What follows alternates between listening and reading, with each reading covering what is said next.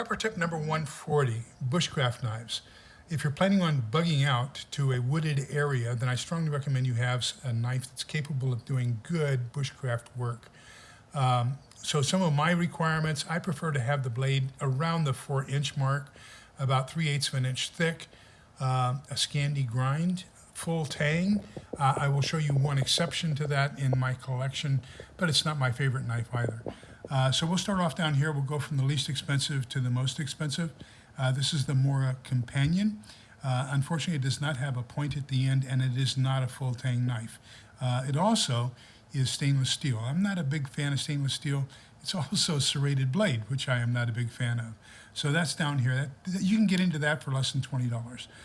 This is the Odenwolf W Scandi. It was recommended to me by Prepping with Sarge, and a fantastic knife, around $40. It's got all the requirements. It feels good in the hand, just a great little knife. Moving up, we have the Condor Bushlore.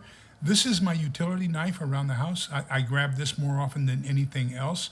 There's an awful striking resemblance between the Condor Bushlore and my LT Wright Genesis. But this is the one I use for around the house stuff. This is the Mora Black. This does have a full tang. One of the few Moras. I think the Mora Black and the Mora Garberg are the only two knives Mora makes with a full tang. It is a Scandi grind, drop point, and about 3/8 of an inch wide. This is the Schrade SCHF42D.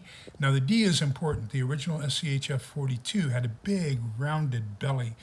This has more of a flat blade rather than that rounded belly. I'm not a big fan of rounded bellies only because it takes so much work to sharpen them. But this is a good knife to have as well.